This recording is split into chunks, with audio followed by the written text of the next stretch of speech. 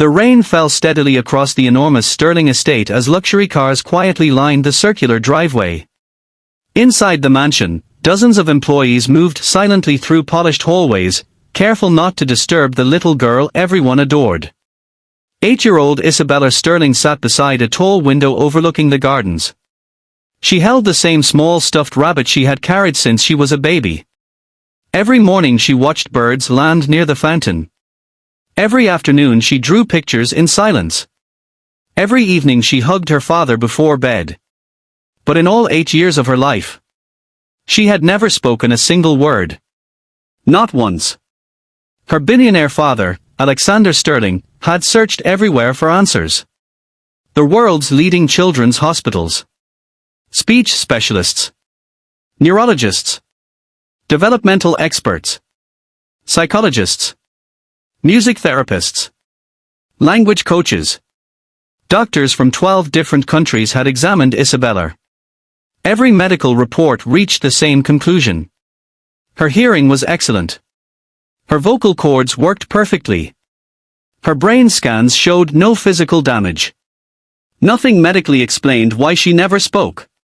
Some experts suggested selective mutism. Others believed it might be an extremely rare developmental condition. No one could promise a solution. Alexander spent millions hoping someone eventually would. He converted an entire wing of the mansion into a therapy center. Special educational rooms. Sensory equipment. Interactive technology. Everything money could buy. Yet each afternoon ended exactly the same way. Isabella quietly smiled. She listened. She understood every conversation around her. But she never answered with words. The mansion slowly became quieter over the years. Employees instinctively lowered their voices. Birthday parties became gentle gatherings instead of noisy celebrations. No one wanted to overwhelm the little girl. Alexander loved his daughter beyond measure. Still, every night he sat alone in his study wondering whether he had somehow failed her.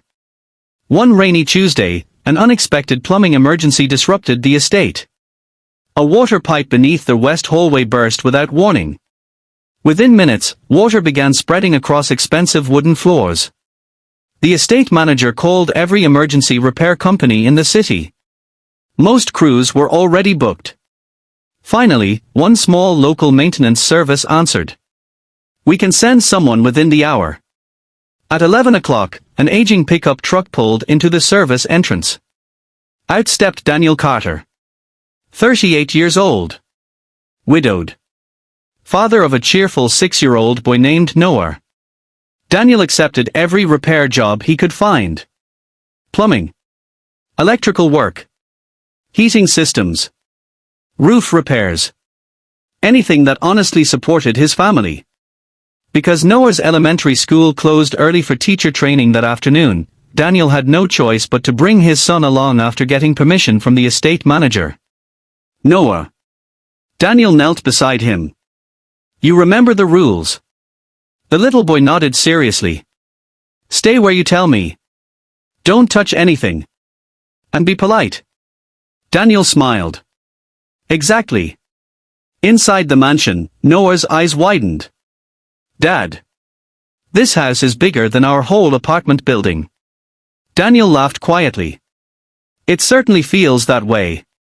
While Daniel examined the damaged pipe, Noah sat nearby reading a dinosaur book. The repair proved more complicated than expected. The pipe had cracked behind a stone wall. Access required removing several decorative panels without damaging them. Hours passed. During a short break, Daniel noticed Noah had wandered only a few steps into the nearby conservatory. He followed immediately. Instead of causing trouble, Noah stood quietly watching a little girl drawing butterflies with colored pencils. It was Isabella. Neither child spoke at first. Daniel apologized. "I'm sorry. My son shouldn't wander." Alexander, who happened to be passing through their hallway, looked toward them. "It's all right." Then he quietly added, "She likes company." Daniel gently called Noah back. But before the little boy moved, he smiled at Isabella. "I'm Noah. She looked up. Her large brown eyes met his. She didn't answer. Noah didn't seem bothered. My dad says not everyone likes talking. So that's okay. He sat cross-legged on the carpet several feet away. Then he opened his dinosaur book and began reading aloud, not to Isabella specifically, but simply because he enjoyed the story. The Triceratops used its 3 horns to protect its family. His voice was cheerful and expressive. Every few pages he laughed at funny illustrations. Occasionally he made exaggerated dinosaur sounds that caused even nearby staff members to smile. For the first time in weeks, Isabella looked away from the window. She quietly watched Noah. He never once asked why she wasn't talking. He never tried to make her speak. He simply shared something he loved. Daniel noticed. So sorry if he's distracting her. Alexander shook his head. No. It's been a long time since I've seen her this interested in someone. The afternoon continued. When Noah finished the book, he removed several crayons from his backpack. My favorite color changes every day. He placed the blue crayon halfway between them. You can use this one if you want. Then, without waiting for an answer, he started drawing an enormous dinosaur wearing rain boots. Minutes passed. Silence filled the room. Suddenly, Isabella slowly reached toward the blue crayon. Every employee nearby froze. Their head housekeeper quietly covered her mouth. Alexander stopped walking. No specialist had ever managed to hold Isabella's attention this naturally. She carefully picked up the crayon. Then, for the first time anyone could remember, she added a tiny smiling dinosaur beside Noah's drawing. Noah grinned. Now he has a friend. Isabella looked at the picture. A small smile appeared on her face. Alexander felt hope rising inside him for the first time in years. He had no idea that the quiet single father's son had already accomplished something 30 renowned specialists had never managed, not by trying to change Isabella, but simply by accepting her exactly as she was. And before the week was over, one completely unexpected moment would leave the billionaire father in tears. Alexander Sterling stood quietly in the doorway of the conservatory, afraid that even taking one step forward might interrupt the peaceful scene unfolding before him. Noah continued drawing dinosaurs with complete concentration. Isabella sat beside him, carefully adding flowers, clouds, and smiling birds to the picture. Neither child seemed concerned about the adults watching from a distance. They were simply enjoying each other's company. For the first time in years, Alexander saw his daughter acting like an ordinary child. Not a patient. Not the center of another therapy session. Just a little girl coloring with a new friend. Daniel noticed Alexander's emotional expression. I'm sorry if Noah is staying too long. Alexander quickly shook his head. No. Please let him stay. Daniel smiled. If Noah wants to. The little boy looked up. I do. The repair work took another 2 hours. During that time, Noah never once asked Isabella why she didn't speak. He didn't encourage her to repeat words. He didn't try to fix her. Instead, he invited her into his world. They built tiny houses from wooden blocks. They made paper airplanes. They laughed silently whenever one of the planes landed upside down. The mansion staff watched in amazement. Normally, Isabella lost interest in activities after only a few minutes. That afternoon, she stayed engaged for hours. Before leaving, Noah stood and picked up his backpack. We have to go. He smiled at Isabella. I'll bring my dragon book next time. She looked down at the drawing they had created together. Then she slowly handed Noah one of her favorite crayons. It was bright green. Noah accepted it carefully. Thank you. Daniel and Noah drove home. Alexander remained in the conservatory looking at the colorful picture left on the table. At the bottom corner, Isabella had drawn 2 smiling stick figures. One was holding a dinosaur. The other held a rabbit. Alexander quietly wiped away a tear. The following morning, Isabella surprised everyone again.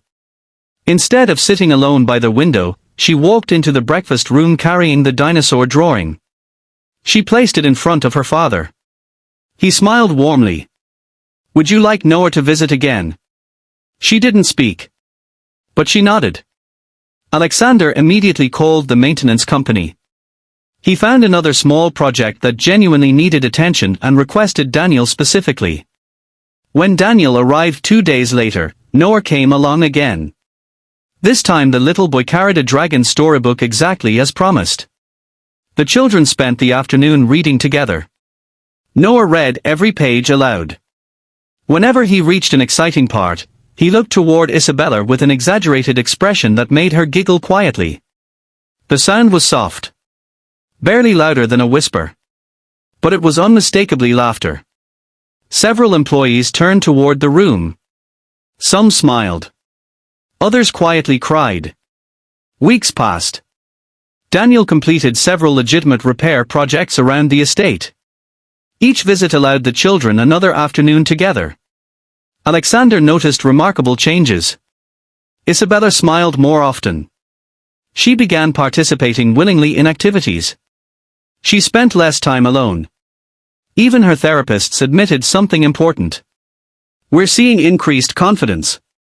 "What changed?" Alexander answered honestly. Someone stopped trying to make her different. One rainy afternoon, Noah accidentally dropped his favorite toy dragon into a garden pond. He looked devastated. "Oh no! My dragon!" Without thinking, Isabella hurried toward the water. She carefully reached the toy with a long stick and handed it back to Noah. He smiled brightly. "My hero!" Then he looked at her. "What should we name him?" Isabella stared at the dragon. Everyone waited. The gardeners. Daniel. Alexander. The therapists nearby. Silence filled the garden. Finally. In a tiny, uncertain voice, she whispered. "Green." No one moved. Alexander couldn't breathe. Had he imagined it? Noah smiled naturally. "Green. I like that." He hugged the toy. Green the dragon. He continued playing as though nothing extraordinary had happened. But Daniel looked toward Alexander. Tears streamed down the billionaire's face. He slowly knelt before his daughter. "Sweetheart." She looked at him. He gently took her hand. "You spoke." Isabella nodded shyly. Noah whispered. "See. She talks when she wants to." Alexander embraced his daughter carefully. Not because she had spoken. But because she looked happy. The therapists later explained that there was no miracle. No magical cure. Isabella had always been physically capable of speaking.